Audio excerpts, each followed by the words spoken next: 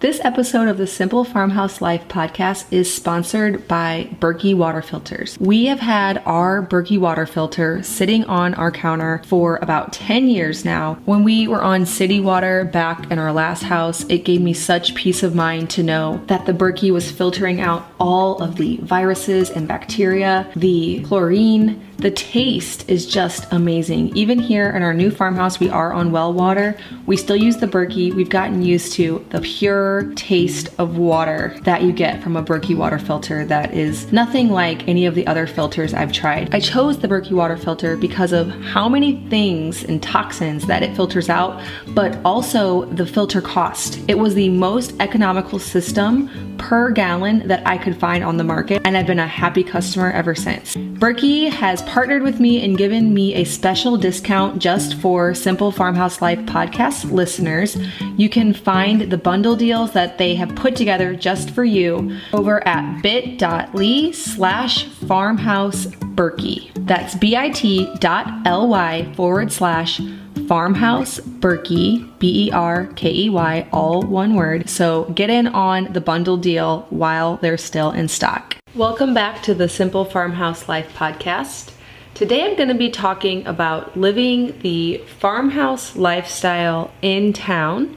This is for all of you who want to embrace the farm or farmhouse lifestyle, which to me is defined by learning how to make things with your own two hands, learning the most basic how-to life essential type skills, but maybe you live in town and feel like that life isn't for you. Whenever you see bloggers who have acreage and barns and silos and goats and all of these things, you might think, well, I live in town, so I really love that. It appeals to me, but I don't feel like I can have a lifestyle like that.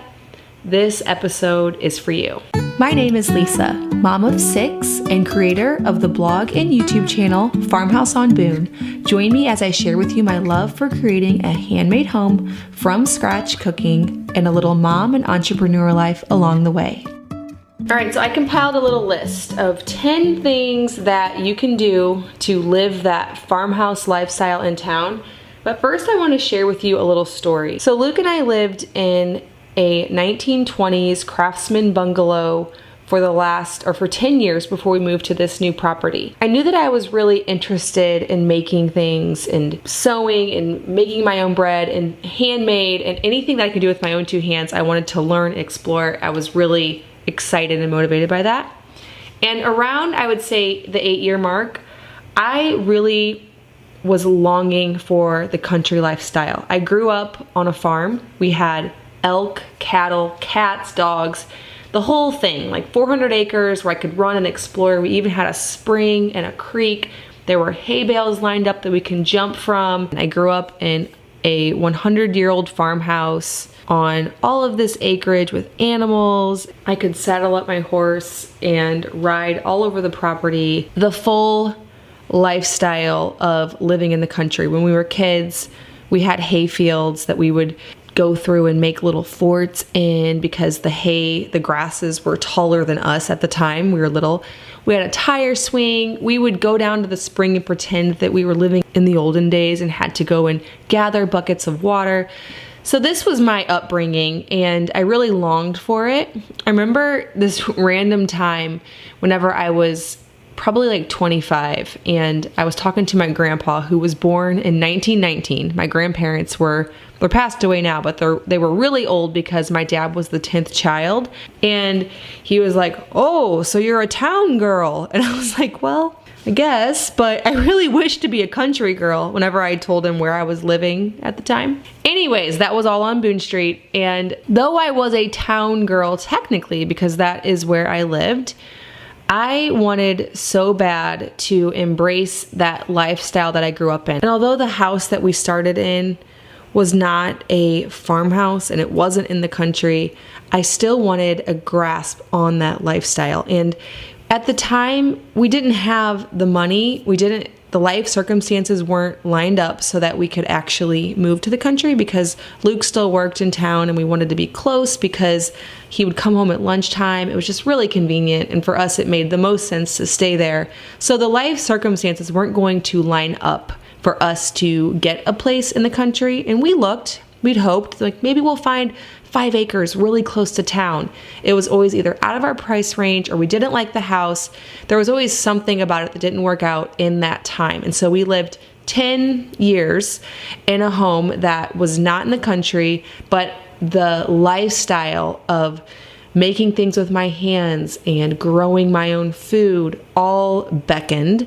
And so I had to figure out how I could live this farmhouse lifestyle yet in town on a 1/4 acre. So let me first tell you a little bit about our first house on Boone Street. The blog Farmhouse on Boone is named after our home on Boone Street. That's why I called it that. Obviously not a very creative name.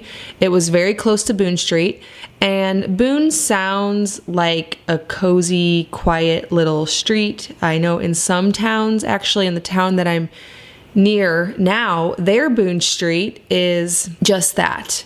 It's a quiet little dead-end street, but where we lived, it actually was a state highway, and so it was a busy thoroughfare. I tried to make videos out on my front porch, and I would have to stop every 5 seconds, look up in the air, kind of roll my eyes because it would be so loud with a car coming by that I had to stop and wait. Now I edited all that out, so you never saw that, but that is how busy the home that I lived on Boone Street was. It was a cute little craftsman bungalow. I knew that it probably was some kind of farmhouse because it was, before all of the subdivisions were there, it was a 100-year-old home, and it was likely someone's farmstead. But it actually, when we bought it in 2008, it was situated next to a public park, and it still is a public park.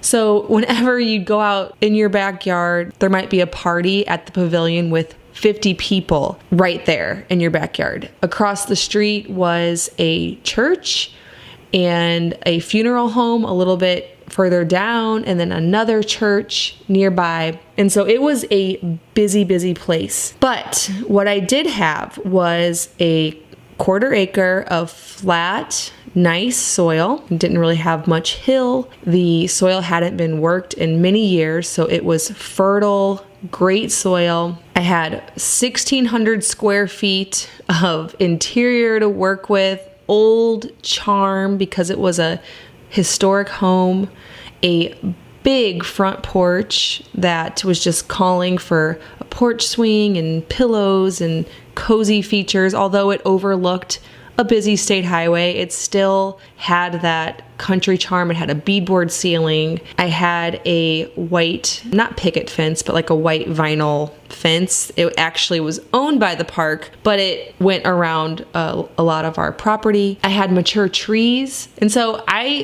at that time, I looked at what I had and not what I didn't. And I really embraced it and actually loved where we lived. Now, once my kids got to an age where I felt like it would just be better if they could run wild and free on more acreage, we really started looking for that special property that we obviously eventually found. But for the time that we lived there in that little house, it felt like the perfect place, even though really it wasn't, but it felt like it to me. And it was the perfect place to learn these handmade skills, to learn how to cook food from scratch, even though it was a modest little place. It didn't cost us a whole lot. If you listen to episode 2 of this podcast, I actually talked about the renovation story of our last farmhouse. It was perfect for us, but I'm gonna jump in and share with you 10 ways that if you are in a situation like that, maybe you're newly married, maybe you're not. Maybe there's just no chance for any whatever life circumstance that you're in that you're going to move out to an actual farm with a cow and a silo and all of that. Take heart. You can definitely have that country lifestyle, that farmhouse lifestyle wherever you are. Okay. So first one on the list, learn how to mill your own wheat. This is something that doesn't take a lot of money or tools to get into, but I promise you that it'll make you feel like you're living all your farm dreams when you do it. Maybe there's a mental hang up here, like, okay, I need a bunch of tools. It just sounds crazy. I'm gonna take a grain, mill it into flour, and then make something with it. But once you incorporate that skill into your life, it's very simple and it's just one step closer to living a from scratch lifestyle. So, you can't grow your own wheat because you live in town. And quite honestly, even though I live out here, I'm still not gonna grow my own wheat. But I can get one step closer, cutting out the middleman, to the basic root of where a food came from. Number 2 on the list is learn how to bake bread. You probably already learned this during quarantine. It seems like pretty much everybody did. Necessity is the mother of invention. It's what causes a lot of us to finally learn something that we were putting off. But if you have not yet, learn how to bake bread. Maybe just start with a simple yeast, not sourdough, but just a simple yeast recipe. I will leave my favorite down in the show notes. I learned how to make bread from a website at the time. This is 10 years ago. It's Paula's Bread. Such an easy recipe. It's no fail. Every time I got a beautiful loaf of bread, I ended up adapting it to make a cinnamon raisin version. And from there, I just branched out. I learned how to change a few things here and there. Soon I was doing sourdough and fermenting and rising the bread naturally. But just start there. Learn how to bake a basic loaf of bread. It's interesting. Something like that is more than the sum of its parts, because you could go to the store and buy a loaf of bread. And so it's only $1. It's not a big deal. That's not it. It's something about learning how to do it yourself and seeing on your counter, maybe your suburban home counter, a tea towel covered loaf pan with bread rising. There's just something about that will give you this sense of satisfaction if the longing of this lifestyle is there for you. Number 3 is grow a small cut garden and make messy arrangements. Something about growing my own cut flowers that makes me feel like I am living out all of my country living dreams. Even if you have next to no space, I actually planted some of my best cut flowers in this little patch of grass. It's not even a patch of grass. Between our neighbor's house and ours, there was this little strip, and it always got really overgrown with weeds. I don't even know what plants they were, to the point where every year, either our neighbors or us, somebody cut it back because it would grow so high it would reach the wires above it. In that little patch, I would plant zinnias, and they are so hardy, so easy to grow that they always came up, and I would go out there and cut zinnias and put them in my little ironstone pitchers and put them on my kitchen table and in the bathroom and just all over the house. And it had that country charm.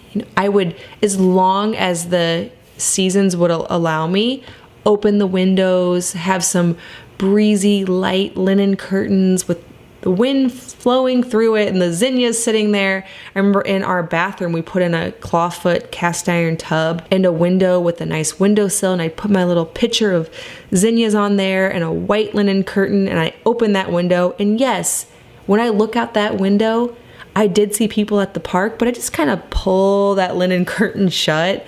And if the wind blew through and I walked in that bathroom, I just would see this breezy linen curtain and that pitcher of zinnias and the clawfoot, and it just made me feel like I was living in an old farmhouse out in the middle of nowhere. So don't underestimate the power of growing your own little cut flower garden. All right, number 4 on my list is pick one room in your house to countrify. In my old house, I started with the kitchen. That's where I spent the most time because I was cooking for my family and for my kids. Add some hooks with bundles of herbs. Even if you don't grow the herbs in your own backyard garden, which I recommend that you do, plow up half that backyard. In our last farmhouse, which wasn't really a farmhouse, as I mentioned, we lived on a 1/4 acre. Half of the backyard was tilled into a garden, and I grew herbs and vegetables. I would be out there barefoot with my apron on. People be walking by on the paved walking path that was at the park because it was a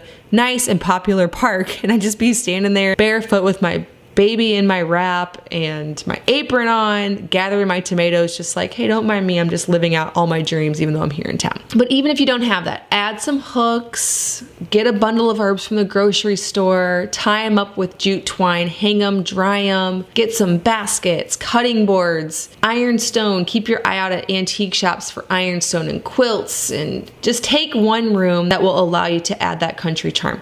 We ended up over the course of 10 years adding it to just about every room in the house, but start small. Pick one room where you can really embrace it. The next thing on my list is to get a small chicken flock. Of course, this totally depends on what your city rules are. Like maybe you're not actually allowed to, but in our last house, I might have here and there let the chickens out just so I could be standing out there with chickens all around me, around the house. And yeah, every once in a while they would go under the park's fence and head over to the park, and I would chase them back into our yard. But either way, even if you only can get 2 chickens in a small coop or a small chicken tractor, being able to go out to your backyard, gather an egg or 2 and a bundle of mint and tomatoes in a big wicker basket just really will give you that satisfaction of country living. Okay, number 6 is learn how to sew a basic apron. I have tutorials for this on the blog. I have the regular standard apron with the strap around the neck and the waist, and then I have a pinafore that's like a crossback apron. I have a half apron, but I love wearing a linen apron. The reason that they're so popular with country style is because you can go out and gather eggs, gather vegetables in them, and learning how to sew is a skill that you can learn no matter where you live. Number 7 on my list is bake a pie from scratch. Now, if you have a windowsill where you live, this is even better because you can learn how to bake a pie crust, maybe fill it with some local apples or berries, and then put it on your windowsill, maybe open the window. In our last house, I don't think we even used the air conditioner for the first 5 years. I just loved having that breeze through the house. All right, number 8 is source your food from farmers. In episode 39 of this podcast, I talked about how to eat like you live on a farm. And so I shared a whole lot of sources for where you can get food, how I find local food. But maybe part of the reason that you want the country farmhouse lifestyle is eating this from scratch, as close to local as you can food. And that's totally possible even if you live in town. So all these years that we lived in town, we drank raw milk, we went to the farmer's market, we went to the local produce stands, we ordered meat from local farmers. We weren't able to grow that ourselves because we lived on a 1/4 acre. We still ate that way. We still enjoyed eggs from local farmers, produce, milk, all of it. And you totally can too. Number 9 is learn how to make candles, body butter, sugar scrubs, embrace that handmade lifestyle. I have tutorials for all of this on the blog, so I'll leave them down in the show notes, but find a local beekeeper. You might not be able to have bees, which actually most likely you probably actually can because bees don't take up a whole lot of space. In our last house, we never did get bees, but it was totally on my list. I told Luke before we left there that there was still a whole lot more we can do. We hadn't maxed that property out. We still could have gotten bees. There was still more yard we could have tilled up. Though it was a 1/4 acre, though it was in town, there was still so much more we could have done. We didn't actually have to move here to expand our homestead. There was untapped potential there. But okay, even if you can't do that or you don't want to do that, find a local beekeeper, get some beeswax, melt it down, and make your own candle. Take that same beeswax and try your hand at lip balm or body butter. Embracing some of those handmade skills is something that you can do no matter where you live. All right.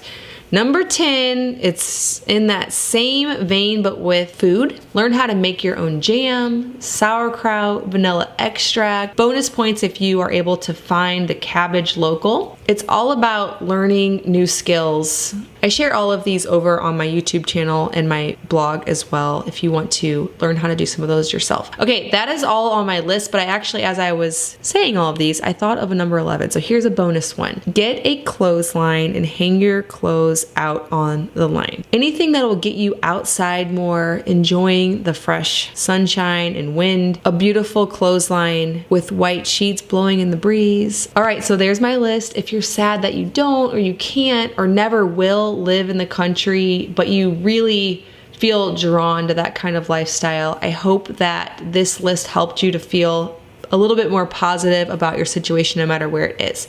If you have not yet checked out my book, Simple Farmhouse Life, it's DIY projects for the all-natural handmade home. Most of this book was written while I actually lived on Boone Street on a 1/4 acre. If you look through it, you'll notice that most of the photos for the projects are taken in that home. So many things that you can do to embrace that lifestyle. You can check the book out and purchase it over on Amazon or Barnes & Noble. I'll leave a link in the show notes. All right, well, thank you so much for listening to this episode of the Simple Farmhouse Life podcast.